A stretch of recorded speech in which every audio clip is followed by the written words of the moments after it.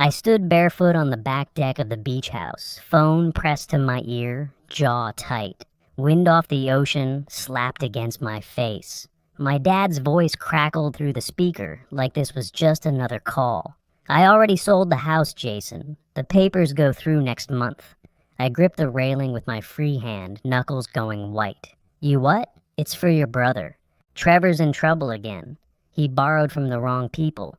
We couldn't let him get hurt. I pulled the phone away, just to stare at it like maybe I misheard, then brought it back up. This is my house. You had no right. Nicole and I rebuilt this place from the studs up. It's not like that, he said, tone annoyingly calm. You already signed off. You just didn't read the last file. I closed my eyes, my gut twisted. You forged my signature. It was all ready. You just didn't pay attention. It's complicated. I didn't say a word. Just ended the call and stared out at the water. My head buzzed. I'd been away for 3 weeks on a work trip. Finally back home at the house Nicole and I had spent 2 years rebuilding. This house wasn't just a property.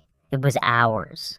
Nicole and I saved for years, worked late nights, fixed every board and pipe with our own hands. This deck I was standing on, I sanded it one splinter at a time.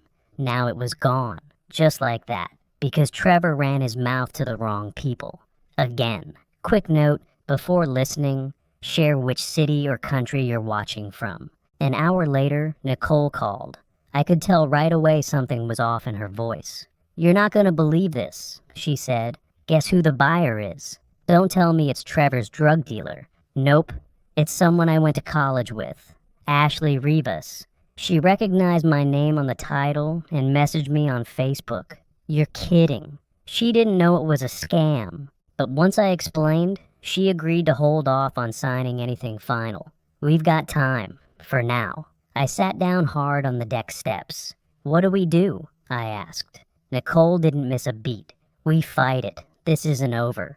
I looked out at the water again. Calm on the surface. Storm underneath. You're damn right it's not. I stood up, walked inside, and started digging through every file we had on the property. If they wanted a war, they just got one.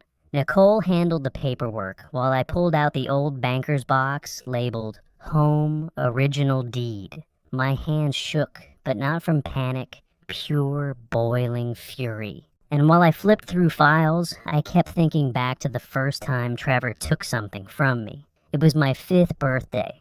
I'd begged for this black and red remote control truck for months. When I finally tore it open, I couldn't believe it. I played with it all afternoon. By the weekend, it was sitting in Trevor's room. He's just a baby, Mom told me, like that was supposed to explain anything. You're the older brother. Let him have it for now. That line, it never stopped. I lost track of how many times I heard it. My baseball glove disappeared next. Trevor needed it for T-ball. My turn to pick the Friday night movie? Canceled because Trevor threw a tantrum when I didn't pick The Lion King again. When I was 10, I wanted to join the robotics club at school. I even had a teacher backing me. But that week, Mom sat me down at the kitchen table. Trevor's therapy comes first, she said. We can't afford both. So he got his therapy. He got his ADHD meds. And just for good measure, he got a brand new gaming console to help with the stress. I got a brochure for summer chores and a reminder to be patient.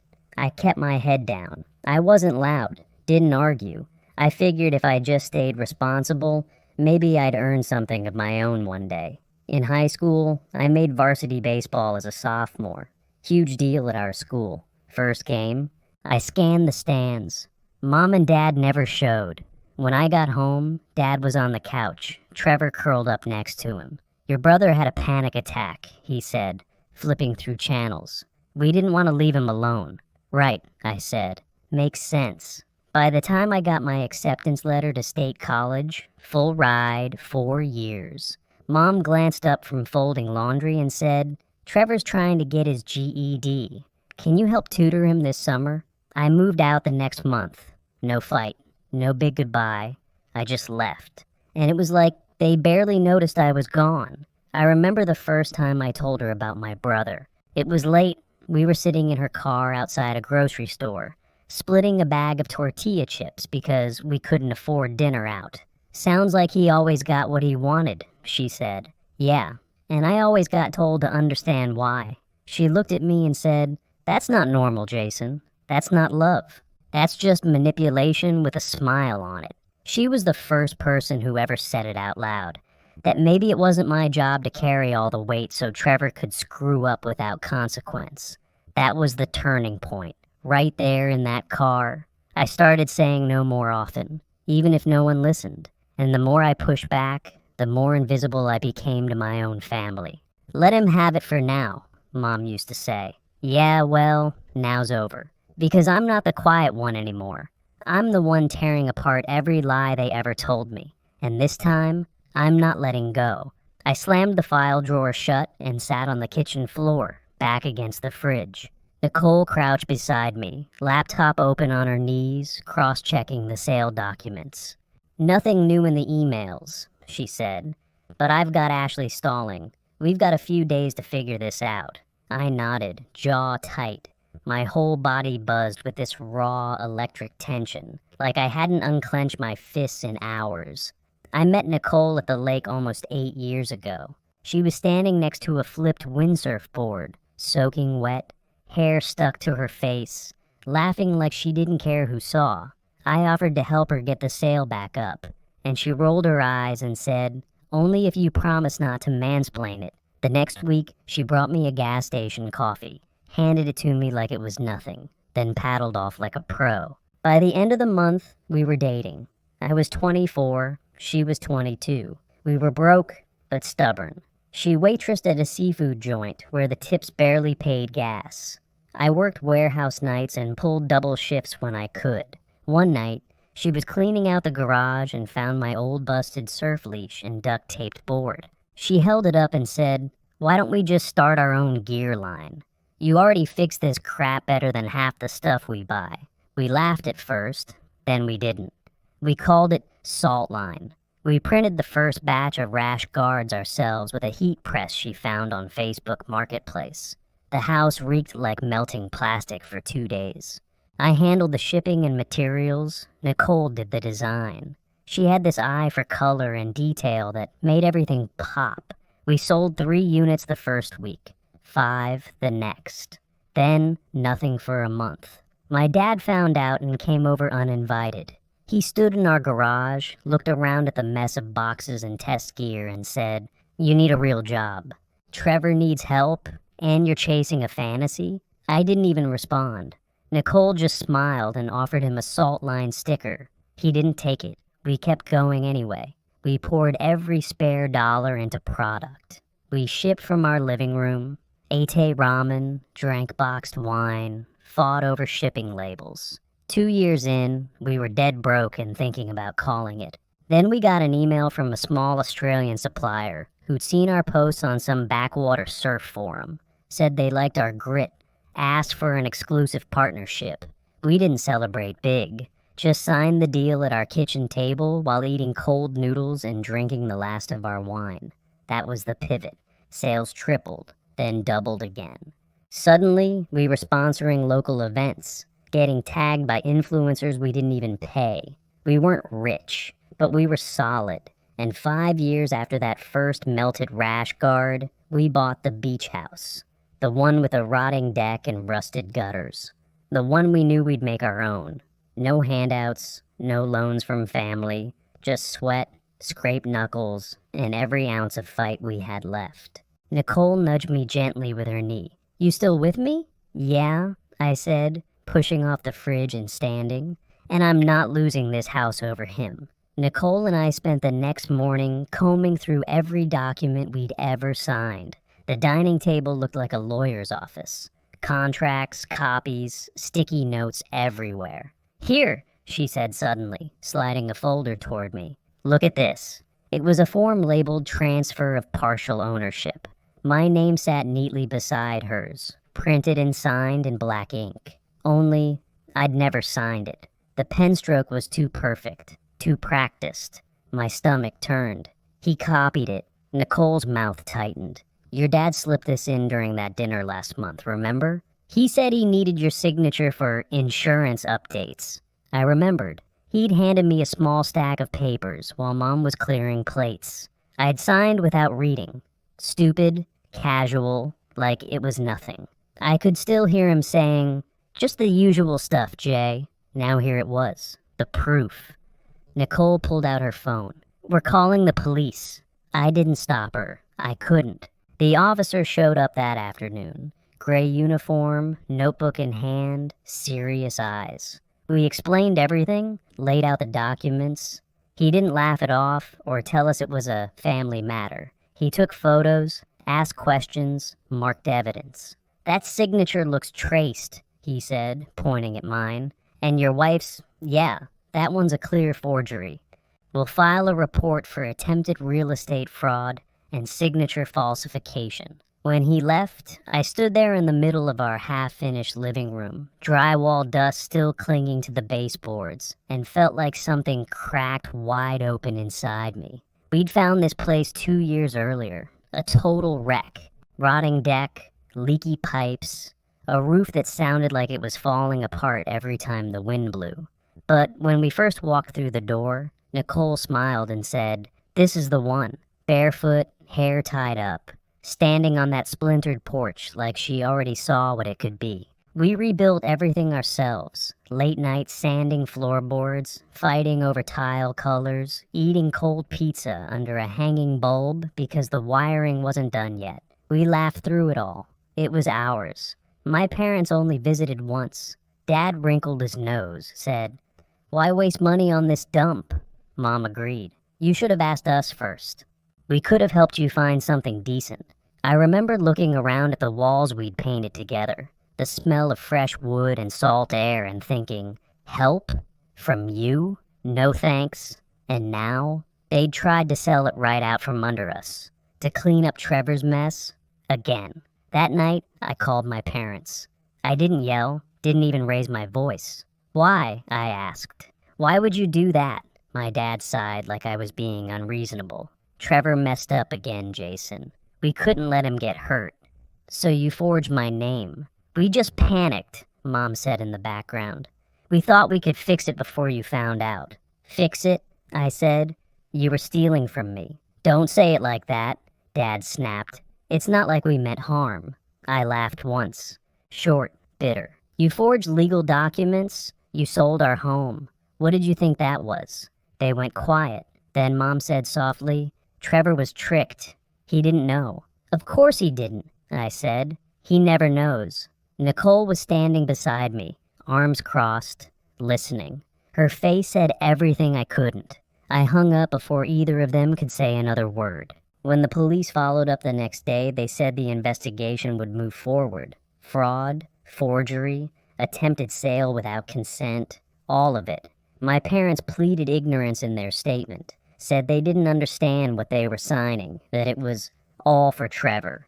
No remorse, no apology, nothing but excuses. I went out to the deck that night, the same one we rebuilt plank by plank, and looked toward the dark water. The wind hit hard, cold and fast. I didn't feel a thing.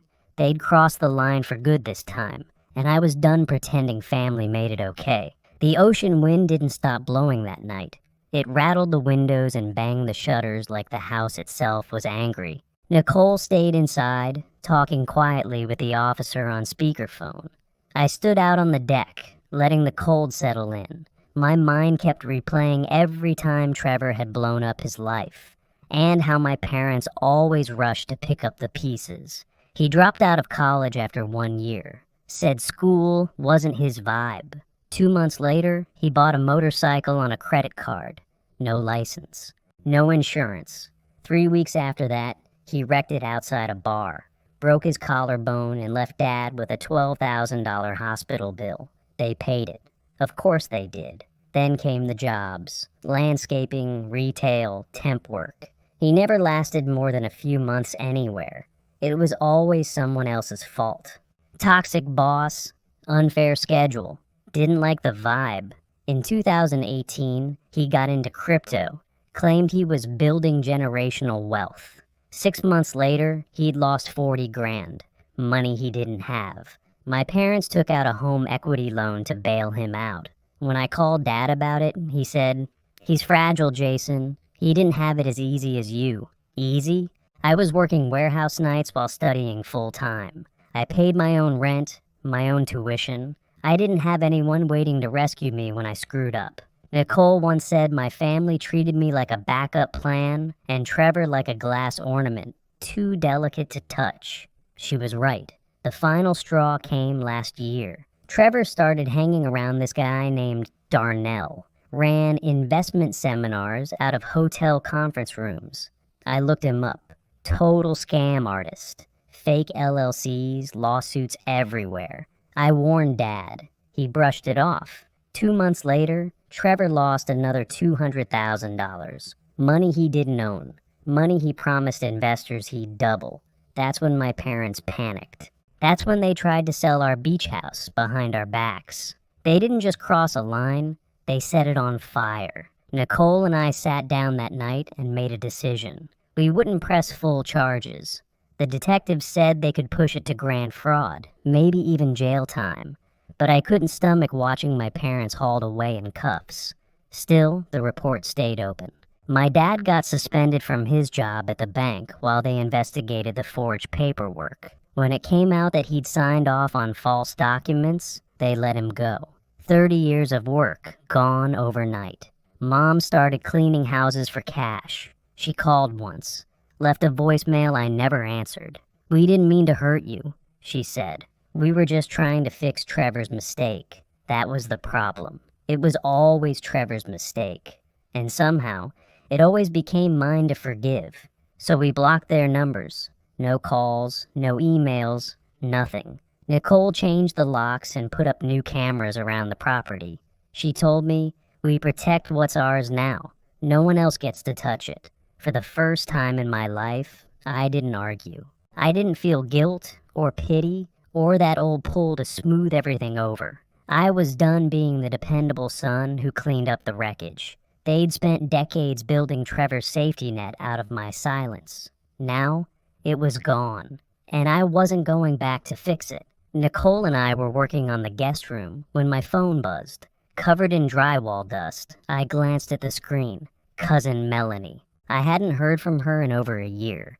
I answered with a flat, "Hey, you know your folks sold their house, right?" she said, like she couldn't wait to drop the news. I wiped my hands on my jeans. "No, didn't know, don't care. They moved into that old rental by the gas station off Route 12, with Trevor. It's a dump." I stayed quiet. "Your mom's working 3 jobs now. Cleaning, stocking shelves, even tutoring little kids. Your dad's doing overnight security for some warehouse." I gave it 2 seconds, then said, "Okay, and?" She sighed. "Just thought you should know." I hung up without another word. A week later, my aunt called. She opened with, "I'm not taking sides, but," which is how you know someone is taking sides. "They're struggling, Jason. Can't you help them out a little? They're family." I didn't hesitate. Family doesn't steal from you. Then I ended the call. Nicole handed me a folder with a raised eyebrow. Guess who emailed again? I flipped it open. Trevor. Subject line, "You ruined everything." The email was a wall of nonsense. No greeting. Just, "We could have fixed this quietly. You didn't have to blow it up. You destroyed our family. You got Dad fired. You humiliated Mom. Hope the beach house is worth it." I snorted. "He really thinks we did this." Nicole nodded. "Keep reading." At the bottom, the real reason he wrote, "I need $50,000. This new deal is solid. Real estate flip, foolproof. Just need a stake to get started." I closed the folder and walked it straight to the shredder. Nicole was already 1 step ahead. She slid a glossy pamphlet across the table. Community credit counseling, real solutions for real debt. "That's the only thing they're getting from us," she said. I laughed once, hard. Perfect. We mailed it that afternoon. No note. No return address. From then on, we watched everything unfold from a distance.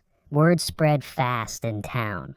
My dad had been a respected guy at the bank. Once the fraud story got out, that changed quick.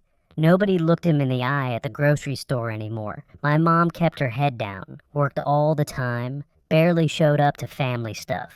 Trevor? Still hustling? He posted a new coaching site last month. Charged people $190 for a webinar on how to build passive income. It was a recycled PowerPoint he probably stole from YouTube. He blamed us for the failure of that too. Nicole caught a post he made on some sketchy forum, calling us traitors who turned their back on blood. Blood. Like that was supposed to mean something after everything. Nothing changed. They were still the same people, just more broke and more bitter. And I didn't feel sorry. Not even a little. 1 year later, Nicole and I were back on the deck. Same spot, same view. Waves rolled in, heavy and slow, smacking against the rocks below like they had nowhere else to be. The house stood solid now. New roof, reinforced deck, fresh paint. Every inch of it earned. Nicole passed me a mug of coffee and curled her legs up under her. We sat there in silence for a while, breathing in the ocean air, letting the wind carry off what was left of the chaos. She broke the silence first. Think we made the right call? I didn't even have to think. I nodded. We chose each other. That's all that matters. The police report came in a few weeks after everything settled. My parents didn't just lie. They planned it. Told the realtor Nicole and I were moving overseas, made up fake job offers, even claimed we were behind on mortgage payments. And Mom? She walked around the neighborhood saying we were drowning in debt, begging people for help, acting like the heartbroken mother of an ungrateful son. But nobody bought it. The same neighbors who once waved at her from their lawns turned away. She walked alone after that. I ran into her once. Grocery store parking lot, middle of the day. She was coming out of that discount chain by the freeway, pushing a half-filled cart, eyes fixed on the ground. We locked eyes for maybe 2 seconds. Her face was hollow, older, smaller than I remembered. She didn't speak, neither did I. That night, Nicole sat next to me at the kitchen table and said, "Let's do something better with this place." I looked at her. Like what? She held up a flyer from one of the local schools. Kids' summer programs. What if we hosted water sports camps here? For kids who never get the chance? Something in me eased when she said it. Like a knot finally came loose. So, we got to work. Cleaned out the old storage shed, turned it into a gear room, ordered life vests, paddle boards, wetsuits, put together flyers, reached out to schools, got the first group signed up. They're coming next weekend. Our life isn't fancy, it's not easy, but it's honest. And every part of it, we built ourselves. As the sun dropped into the water, orange and low, Nicole leaned her head on my shoulder. "We made it," she whispered. "Yeah," I said, wrapping my arm around her. "We did. Would you have forgiven your parents after something like this? Drop your answer in the comments. And if this story hit home, like and subscribe for more.